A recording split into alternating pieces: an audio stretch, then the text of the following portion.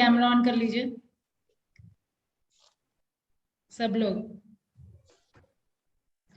Partnership से question रहता ही रहता है, ज्वाइंट स्टॉक से क्वेश्चन रहता ही रहता है, ठीक है। फेरा फेमा से रहेगा ही रहेगा, ठीक है। और इंडस्ट्रियल पॉलिसी से भी रहेगा रहेगा, ठीक है। ये 4 चैप्टर है जिसको तो अच्छे से पढ़ के जाना है, मतलब पूरा मतलब थॉरो स्टडी जो कहते हैं, ये 4 चैप्टर का थॉरो स्टडी होना चाहिए, ठीक है। जिससे क्वेश्चन ऑलमोस्ट हर साल रिपीट हुआ है, ठीक है। बाकी आप पढ़ा हुआ है ही, एक बार रिवीजन कर लीजिएगा। लेबर वेलफेयर से भी रहता है क्वेश्चन, लेकिन हाँ लेबर वेलफेयर से कभी रहा है कभी नहीं रहा है, लेकिन ये 4 जो मैं बता रही हूँ उससे हर साल रहा है क्वेश्चन।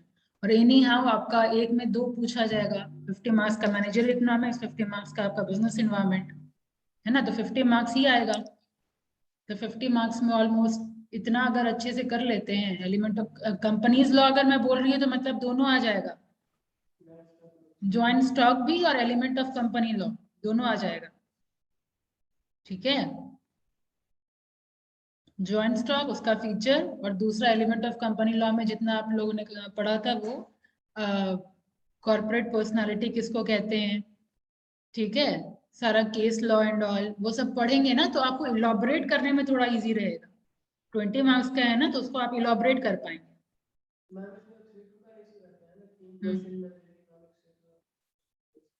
बताया तो नहीं, 50-50 रहेगा, जैसे भी पूछा जाएगा 50 मार्क्स का पूरा करना है उसको। 50 का बिजनेस इन्वायरमेंट, 50 का मैनेजर इकोनॉमिक्स।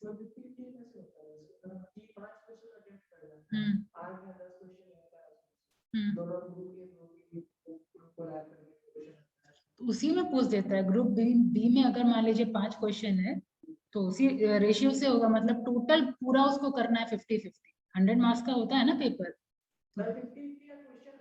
हाँ।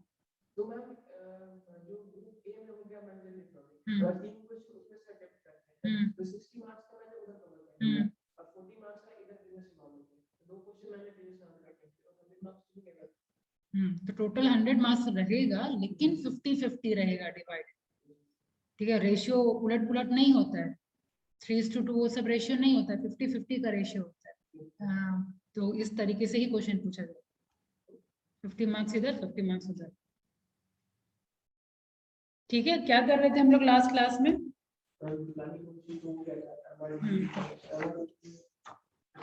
एमआरडीपी करना है, हाँ। 72 बुक तो सबके पास है।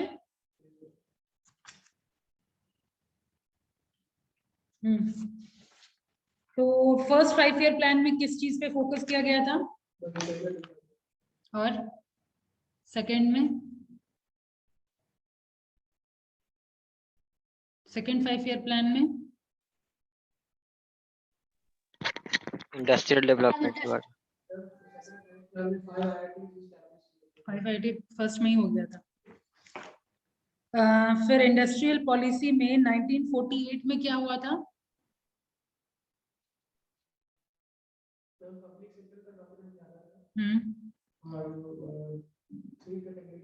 चार कैटेगरी,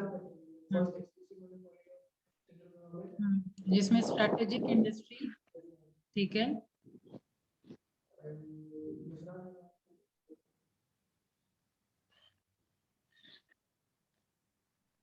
आप लोग पब्लिक सेक्टर अंडरटेकिंग मैम दूसरा लिया गया था, और हाँ। तीसरा सेट बेसिक इंडस्ट्री में लिया गया था, और चौथा जो बच गया था वो रिमेनिंग कैटेगरी से लिया गया था।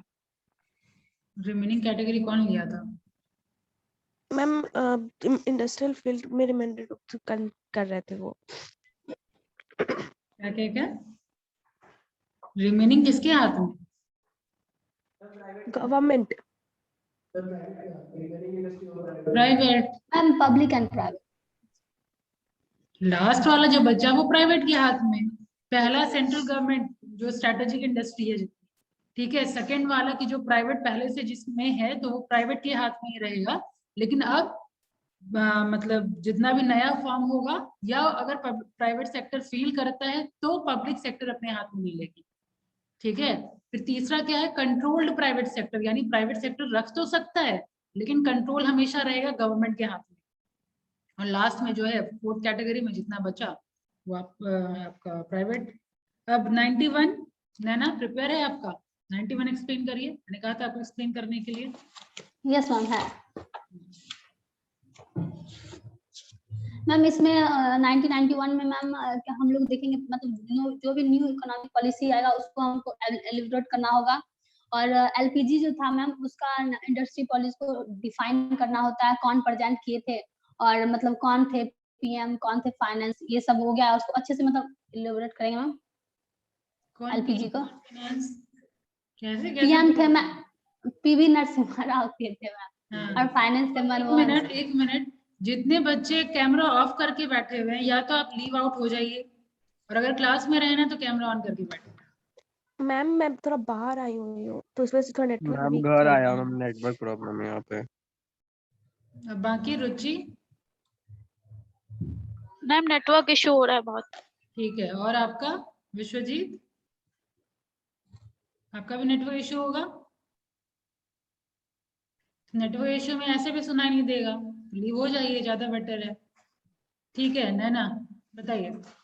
मैम पीएम हो जाते हैं पीवी नरसिम्हा राव, और फिर जाके फाइनेंस मिनिस्ट्री थे डॉक्टर मनमोहन सिंह। ठीक है, यस मैम। और फिर जाके इसमें करेंगे मैम लिबरलाइजेशन को डिफाइन करना होगा, प्राइवेटाइजेशन को, फिर ग्लोबलाइजेशन को, और फिर लाइसेंसिंग सिस्टम कैसे रिड्यूस हुआ था वो सब बताना होगा। मतलब एमआरटीपी के बाद मतलब 80 था और रिड्यूस होके 5 हो गया था। और फिर लाइसेंसिंग में किस किस में लाइसेंस होता है ना, कंपनी पे लगेगा, लाइक ड्रग्स पे हो जाता था, टोबैको पे हो जाता था, डिफेंस पे हो जाता था। और फिर जाके मैम वो क्या बोलते हैं 1010 वाला में वो हो जाएगा, और फार्मास्यूटिकल्स में हो जाएगा मैम। ठीक है, ये सब था 1991 में कर। ठीक ठीक है, ठीक है, यस मैम। यानी ये हो गया। इस चैप्टर से 99 कहीं कोई प्रॉब्लम, दिक्कत, परेशानी किसी को? No ma'am. ठीक है, प्लानिंग कमीशन कब फॉर्म हुआ था? 15 मार्च 1950। ठीक है, उसके बाद ये प्लानिंग या इकोनॉमिक प्लानिंग का आइडिया कहाँ से आया था?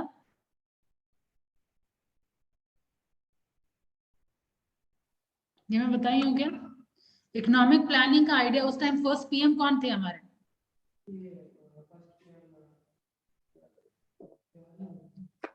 पंडित जवाहरलाल नेहरू थे। हाँ, तो वो आइडिया लिए थे यूएसएसआर से।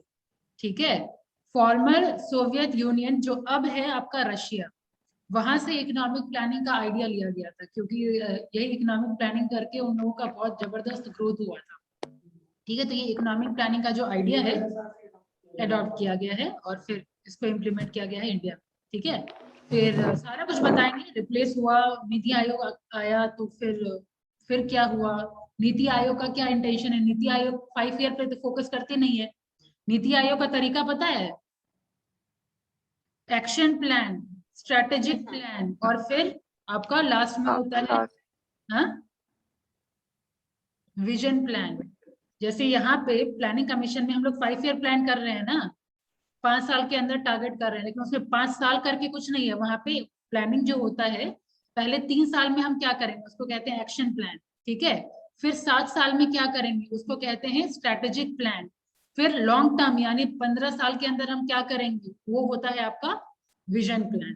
ठीक है, तो इस तरीके से आपका नीति आयोग में, और जितना इंफॉर्मेशन आप लेना चाहें ना उतना इंफॉर्मेशन आप ले सकते हैं। बात करते जाएंगे, नया नया चीज आते रहेगा दिमाग में। कंटेंट आपके पास है तो आराम से 20 मार्क्स का आप लिख लेंगे। ठीक है, अब बढ़ते हैं हम लोग एमआरटीपी में। तो सबसे पहले एमआरटीपी एक्ट कब आया ये डेट पता होना चाहिए। When it was introduced 1969। ठीक है, 1969 में इंट्रोड्यूस हुआ। फुल फॉर्म पता है?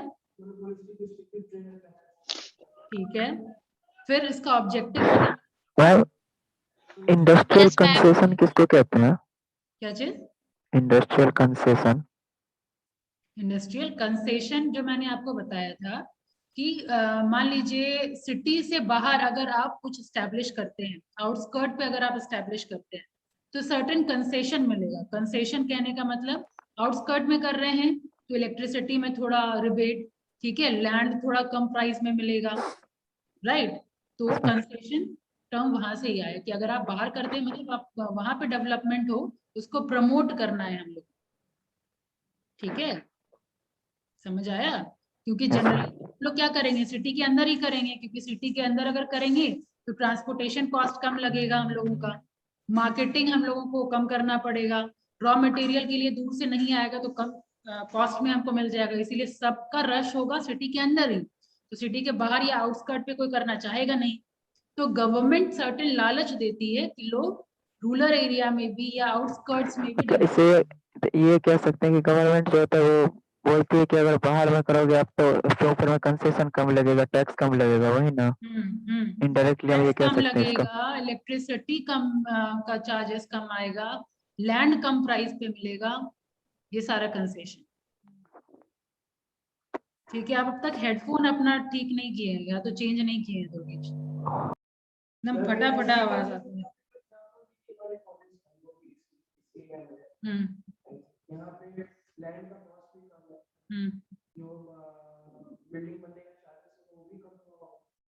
बिल्डिंग बनने का चार्ज का पता नहीं, बट हाँ लैंड कम कॉस्ट पे जरूर है।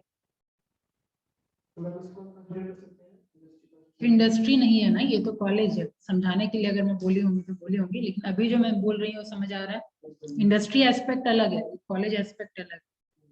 ठीक है, चलिए MRTP का फुल फॉर्म डन कब हुआ? डन ऑब्जेक्टिव, ऑब्जेक्टिव तो 10 बार रटवाया हुआ है। Prohibition of monopolistic trade practice, prohibition of restrictive trade practice, provision of unfair trade practice.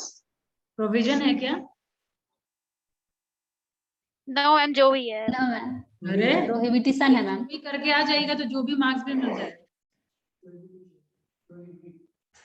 रोकना, प्रोहिबिट करना, या तो प्रोहिबिट, यू से प्रोहिबिट और restrict. Okay, restriction of MRTP, RTP and UTP, understood? Yes ma'am. तो प्रोविजन नहीं है, वो प्रोहिबिट है। अगर आप ये प्रोविजन लिख के रखें तो प्लीज उसको काट करके प्रोहिबिट कर लीजिए। Yes ma'am.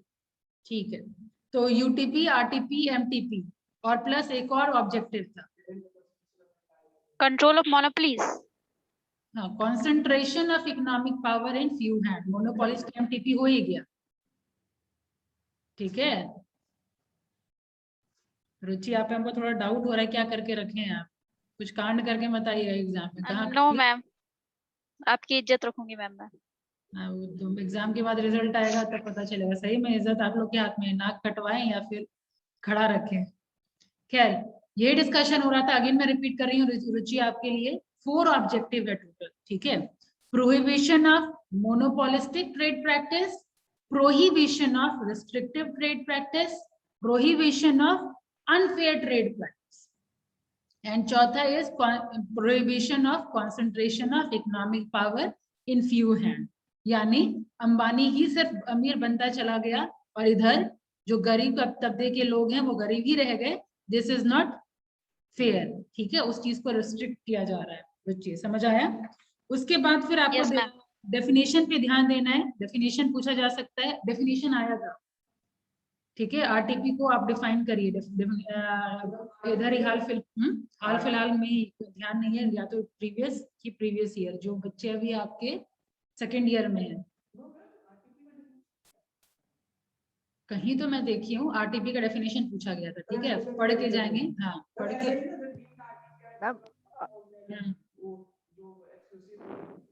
पहले RTP कब आता है? What is RTP? Restrictive trade practice. कौन सा काम होगा जो कहेंगे हम लोग कि वो रिस्ट्रिक्टिव ट्रेड प्रैक्टिस के अंदर है? मैम वो इफेक्ट करता है डिस्ट्रॉइंग चीज, प्रिवेंट्स, डिसऑर्डरिंग, रिस्ट्रिक्टिंग वगैरह लगाता है।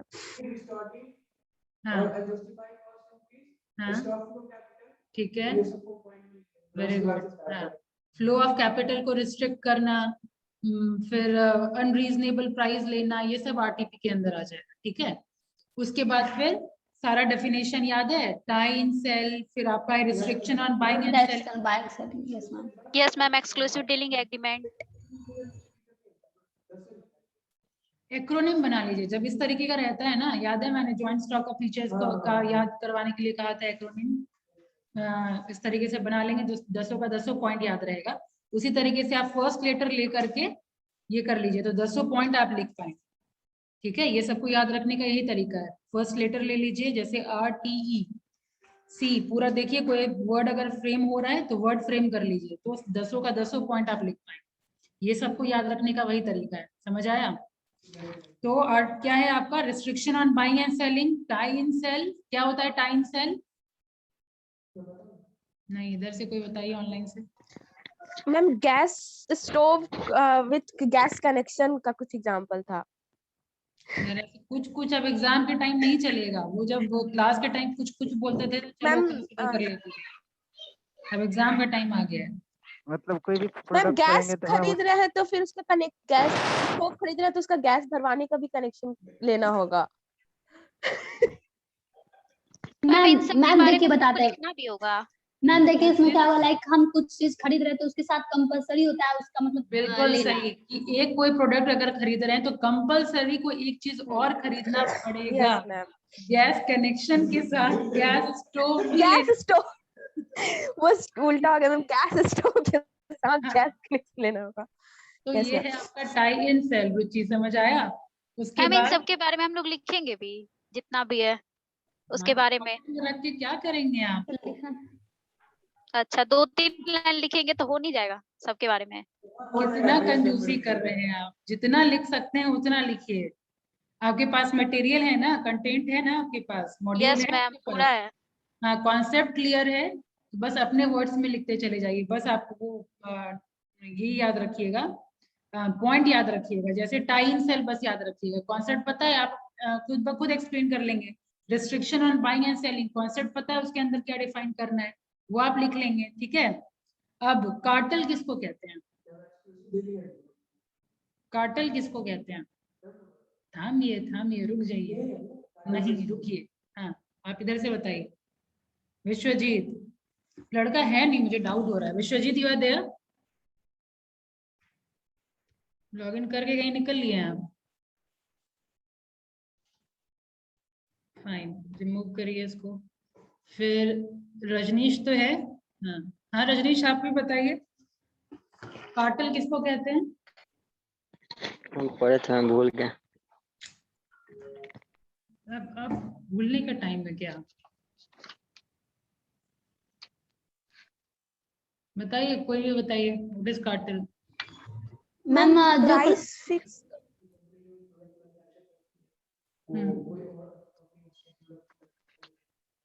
ये cartel. Ma'am collective ma'am agreement जो to purchase or sell to a tender, this is called cartel.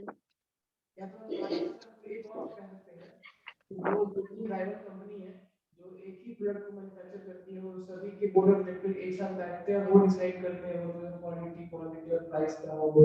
Exactly, कि सब लोग ग्रुप Yes, बना करके सेम मैन्युफैक्चरिंग जो प्रोडक्ट है, जैसे मैंने एग्जांपल दिया था, ओपेक कंट्री, ऑयल प्रोड्यूसिंग जो कंट्री होती है, वो सब लोग अपना ग्रुप बनाती है और प्राइस एक फिक्स करती है कि इस प्राइस से नीचे कोई कंट्री सेल नहीं कर सकती, ठीक है? हाँ, तो इसको हम लोग कार्टेल कहते हैं। एक और नाम है इसका, नॉकआउट एग्रीमेंट, ठीक है? Yes ma'am. Collective Yes price ma'am. Fixation होता है, मिल करके लोग प्राइस फिक्स करते हैं, इवन प्रोडक्शन भी फिक्स करते हैं कि इससे ज्यादा प्रोड्यूस नहीं करेंगे, याद है? तो ये सब आप पहले डिफाइन करेंगे, इसी तरह एग्जाम्पल भी देंगे। एग्जाम्पल भी अगेन ये मत बोलिए लिखना पड़ेगा मैम, सब कुछ लिखना पड़ेगा। 20 मार्क्स का डिस्क्रिप्टिव है, ठीक है? तो डिस्क्रिप्टिव वे में लिखिएगा, एग्जाम्पल्स जितना दे सकते हैं दीजिएगा, क्योंकि हर पॉइंट पे मैं एग्जाम्पल देके समझाई, ठीक है?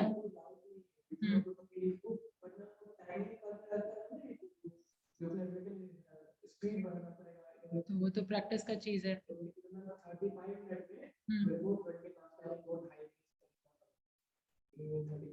प्रैक्टिस करिए, अब ये तो कोई और नहीं करेगा ना। ये हो गया रिस्ट्रिक्शन बाय एसोसिएशन, पता है क्या? ठीक है नॉन मेंबर अलाउ नहीं होता। ठीक है ठीक है, ये भी इजी ही है। चलो अब फिर यूटीपी, यूटीपी के बारे में बताइए।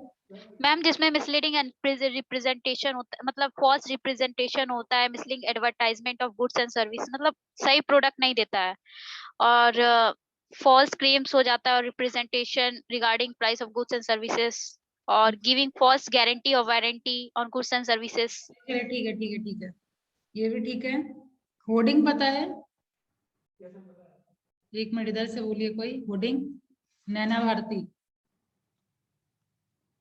मैम स्कार्सिटी हो जाता है, प्रोडक्शन हो जाता है, ये सब आता है होर्डिंग में। एक्शन हो जाता है, मतलब पूरा जंबल बना करके लिख करके आएंगे, फिर बोलेंगे पता नहीं मैम सब लिख के आए थे, फिर मार्क्स क्यों नहीं आया। मैम क्रिटिकल नहीं है, ये था, ये सब मैम था इसके होर्डिंग का।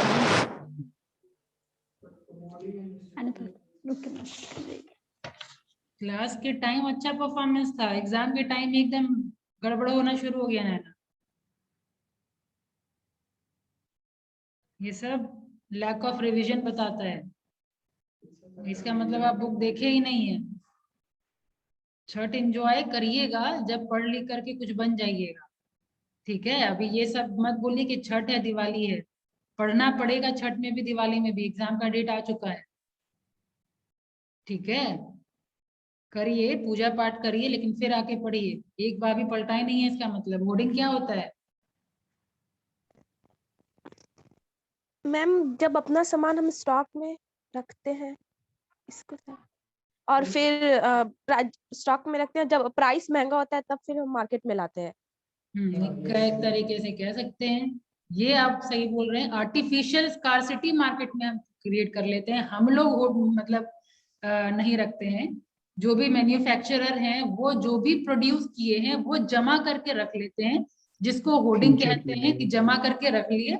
और मार्केट में जब आर्टिफिशियल स्कार्सिटी क्रिएट हो गया तब हम ज्यादा प्राइस पे मार्केट में वापस से डालते हैं, ठीक है। 10 रुपए का सामान हम 50 रुपए में बेचने लगते हैं, ठीक है। अंडरस्टूड? ये एक्सप्लेन कर लेंगे।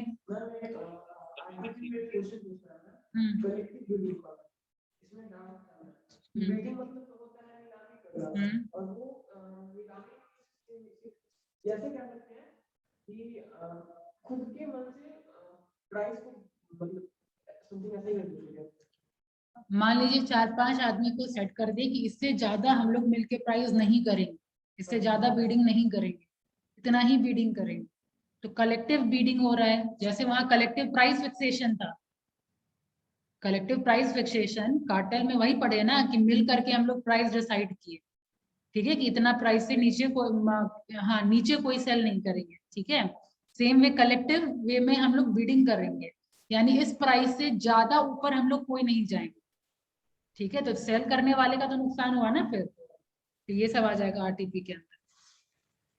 फिर आपका एमटीपी है। एमटीपी में वही सारा unreasonable Unreasonable or price changed, unreasonable in preventing licensing competition in the market, unreasonably increasing prices, profits and limited technical development to the common determinant, etc. ये सारी पॉइंट है इसमें। ठीक है। गवर्निंग बॉडी पे आइए। गवर्निंग बॉडी कौन कौन? एमआरटीपी कमीशन और डायरेक्टर जनरल। 2 जन है, एमआरटीपी कमीशन और आपका डायरेक्टर जनरल।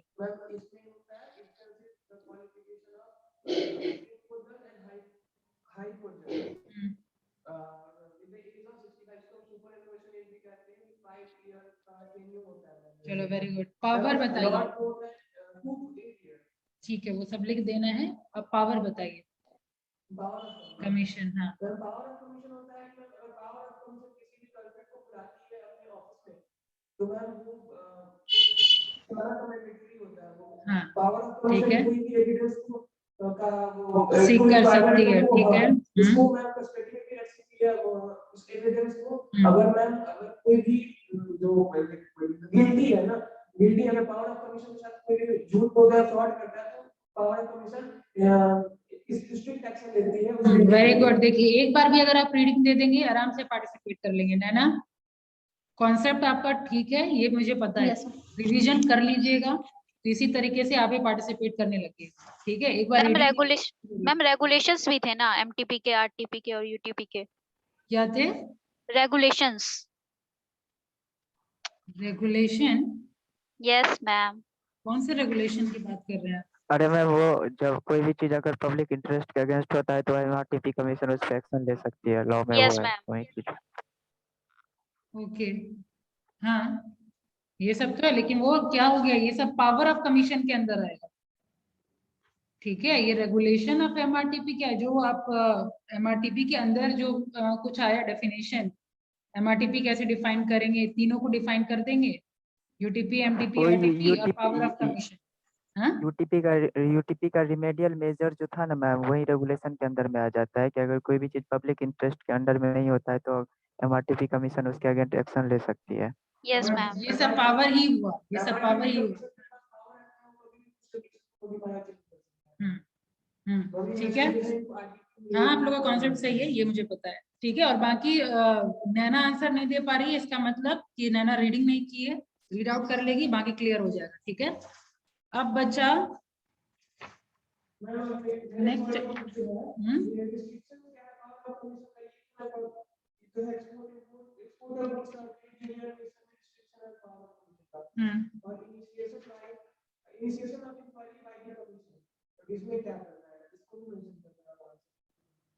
अगर पूछा जा रहा है पावर ऑफ कमीशन को ज्यादा इलॉबरेट करने बोला जा रहा है तो हम इलॉबरेट करेंगे। एक्सेप्शन वगैरह सारा चीज तो मैं लिखवा ही दी थी आप लोगों को।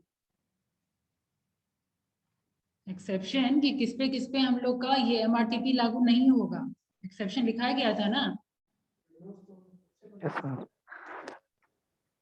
लिखने के लिए मैं बताई थी ना आपको, कहाँ से हाईलाइट करके मैं बता देती कि आप लोग अपने नोट्स में सिर्फ की पॉइंट लिखिएगा, है ना। Defense तो फिर product, ma'am, exports goods पे। Ma'am, Competition Act भी था 2002. कंपटीशन एक्ट था क्योंकि रिप्लेस हो चुका था, लेकिन आप लोग के सिलेबस में कंपटीशन एक्ट को डिफाइन नहीं किया गया है। तो बस आप लोग तो आपके नॉलेज के लिए मैं बता दी थी कि अब एमआरटीपी एक्ट नहीं है, उसके जगह पे कंपटीशन एक्ट आ गया 2002, तो इस ईयर आप लोग को नहीं पढ़ना है। ठीक है, Yes, ma'am. आ जाइए ज्वाइंट स्टॉक कंपनी पे। तो जो ज्वाइंट स्टॉक तो इजी है। Ma'am, बहुत easy है. हाँ, आप लोग रिपीट करिए, रिवीजन में आप लोग ज्यादा रिपीट करेंगे सब लोग, सृष्टि, नैना। जहां गलत होगा वहां मैं बताऊंगी। ज्वाइंट स्टॉक कंपनी क्या चीज है?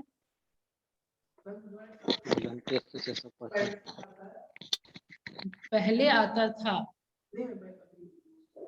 उसका, हाँ उसका रिप्लेसमेंट, मतलब बोलिए उसका बेटर वर्जन है, उसका डिमेरिट आप एक्सप्लेन कर सकते हैं। ठीक है, कि हाँ पहले था आपका इनिशियली सोल प्रोप्राइटरशिप था, ठीक है, उसमें ये खामियां थी, डिमेरिट्स उसका लिखा देंगे, उसका इम्प्रूव वर्जन उसी चीज, उसी खामियां को दूर करने के लिए आपका ज्वाइंट स्टॉक कंपनी आया, और ज्वाइंट स्टॉक कंपनी को आप डिफाइन करेंगे।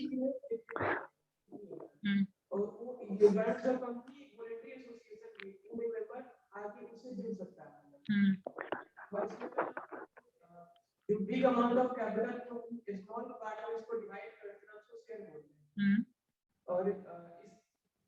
और अगर इसकी फीचर्स की हम बात करें, इसमें सबसे पहले सेपरेट लीगल एग्जिस्टेंस आता है ना, इसमें फीचर्स में याद रखने के लिए मैंने आपको निमोनिक्स बताया था, क्या है निमोनिक्स? निमोनिक्स को नहीं पूरा फीचर याद है, बताइए। सेपरेट लीगल एग्जिस्टेंस है, फिर उसके बाद है निमोनिक्स बताया था मैम अपने टॉप क्लास। हाँ,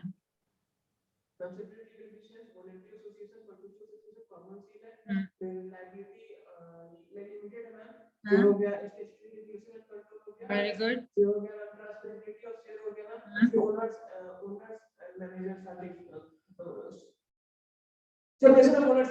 वेरी गुड।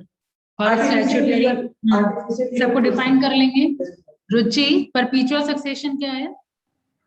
क्या मैम? परपीचुअल सक्सेशन क्या है? मैम, जिसमें कंपनी फिर भी कंपनी कंटिन्यू रहती है, अगर पीपल का डेथ हो जाए या इंसॉल्वेंसी हो जाए या मतलब कुछ भी हो जाए तो, लेकिन कंपनी हमारी चलती रहेगी।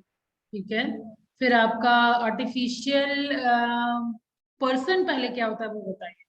Artificial person created by law, मतलब लॉ के आधार पे होता है, और बोल सकते हैं मैंने 3 लाइन लिखी थी अपनी। डज नॉट, फर्स्ट लिखा था does not have physical body like human, second line लिखा था मैंने artificial person created by law, और थर्ड लिखा था मैंने ऑपरेशन परफॉर्म, मतलब फिर directors in the name of. समझ आ गया। अब रजनीश आप बताइए, separation of ownership and control कहने का क्या मतलब? मैम इसमें हो गया कि मैम मेंबर को राइट नहीं होता ma'am directly participate day to day में, मैम जो एक्टिविटी होता है उसमें पार्टिसिपेट नहीं लेने के लिए। आप बताइए नैना। मैम वो वो लोग Ownership मिलकर एक अलग और कंट्रोल अलग, कहने का यहाँ पे क्या मतलब है? मैम ओनरशिप मतलब शेयर होल्डर के जो लेगा, और कंट्रोल जो है वो बोर्ड डायरेक्टर। वेरी गुड, ठीक है। कंपनीज में ये होता है कैरेक्टरिस्टिक, समझ आया रजनीश? Yes. ठीक है, तो सबको डिफाइन कर लेंगे। हाँ, उसी को बोलते हैं हम लोग कॉर्पोरेट पर्सनालिटी। सेपरेट लीगल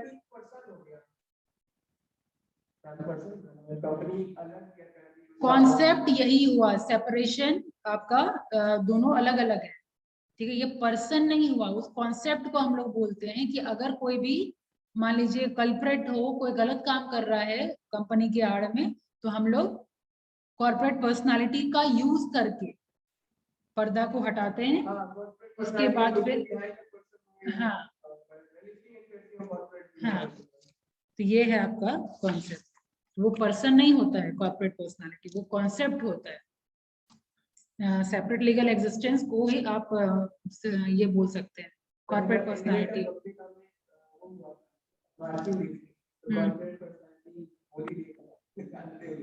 आप में लिखने का प्रॉब्लम है अंकित, आपका आंसर कॉपी जो मैं करेक्ट की हूँ, आप पार्टिसिपेटिव क्लास में तो रहते हैं हमेशा से, शुरू से रह रहे हैं, लेकिन जो आपका आंसर कॉपी है उसमें थोड़ा बहुत आपको वर्क करने की जरूरत है, तो राइटिंग स्किल पे आपको वर्क करने की जरूरत है। जैसे मतलब कि आंसर लिख के प्रैक्टिस करिए, कॉन्सेप्ट आपका क्लियर है, आपको अपने वर्ड्स में लिखना है, लिखने पे ज्यादा फोकस करिए। पार्टिसिपेटिव आप तो शुरू से हैं। जैसे खुद से आप अभी मैं क्या बता रही हूँ कि जॉइंट स्टॉक कंपनी चांसेस है क्वेश्चन आने का, खुद से क्वेश्चन ले लीजिए, आप लिखिए 20 मार्क्स के हिसाब से आप कैसे लिखिए, ठीक है। अभी तो टाइम है ना।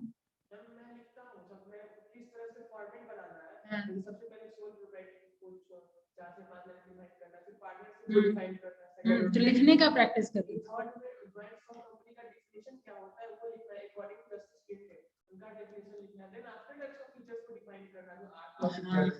वैसा ही करना है, लेकिन वही मैम प्रैक्टिस करिए हर रुचि। ये 4 चैप्टर जो आप बताई हैं इस पे हम लोगों को ज्यादा फोकस करना है। इसका मतलब ये नहीं बाकी चैप्टर छोड़ के जाना है। नो मैम, मेरा ये कहने का मतलब कि इस पे ज्यादा करेंगे ना फोकस। इस पे बहुत मतलब थॉरो स्टडी चाहिए, विगरस प्रैक्टिस चाहिए, ठीक है। Yes ma'am. उसके बाद क्या है, ज्वाइंट स्टॉक तो डन हो गया, अब है formation of company. Formation of company यहाँ तक आप लोग पढ़ के पहले रखिए, ठीक है, नहीं तो पता चला एक दिन में रिवीजन हो गया, क्योंकि आप लोग पढ़े हुए नहीं हैं, ठीक है। रजनीश, नैना भारती है, ये लोग ज्यादा पार्टिसिपेशन इसी का दिख रहा है यहाँ पे, अंकित का ही, रुचि का ये वाला चैप्टर चलो ठीक है, MRTP थोड़ा पढ़िए रुचि, ठीक है। Yes ma'am. ये रखिए, नेक्स्ट क्लास में फिर से मैं क्वेश्चन पूछूंगी, फिर हम लोग आगे अब प्रोसीड करेंगे। अब फॉर्मेशन ऑफ कंपनी से हम लोग आगे बढ़ेंगे, ठीक है। और पूजा करिए, लेकिन थोड़ा टाइम निकाल के पढ़िए भी, ये अपने आप को बहाना मत दीजिए कि हाँ छठ है तो पढ़ाई नहीं करेंगे, छठ के बाद से पढ़ेंगे। 12, हाँ 12 से खुल रहा है ना, तो हम लोग मिलते हैं 12 को, तब तक इतना पढ़ के रखिएगा और आगे भी पढ़ के रखिएगा जो पार्टिसिपेट कर, ठीक है। मॉड्यूल रखिए सारा, हम लोग इतनी बार रिपीट किए हैं ना कि फटाफट फटाफट रीड आउट करेंगे, समझा हुआ है ये सारा कुछ, ठीक है। और कुछ? Yes ma'am. भी आपको ये MOA और AOA ये दोनों छोड़ के नहीं जाएंगे। स्टेजेस तो आता ही है, लेकिन MOA और AOA again very very important concept है, ठीक है। या तो MOA AOA का आपका डिफरेंस पूछा जाएगा, या तो MOA और AOA का आपको शॉर्ट नोट्स लिखने के लिए बोला जाएगा, ठीक है। फॉर्मेशन ऑफ कंपनी में ये बहुत ही इंपॉर्टेंट पॉइंट है, MOA और AOA। तो ये चैप्टर जब पढ़िएगा इसका सारा कुछ अच्छे से गो थ्रू करिए, समझ आया रुचि? Yes ma'am. कौन सा टाइप्स ऑफ प्रमोटर? रीडिंग दे दीजिए एक बार, लेकिन उतना एक बार रीडिंग दे देंगे हो जाएगा।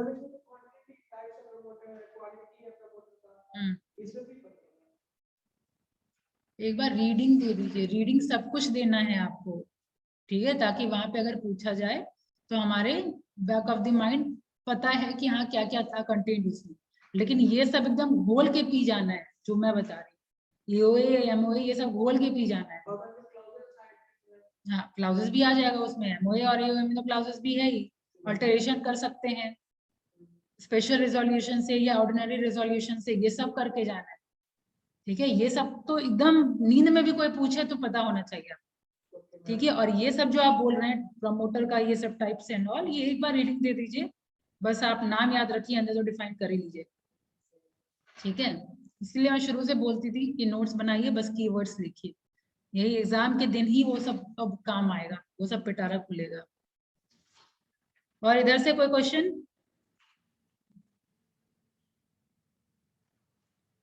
No, ma'am.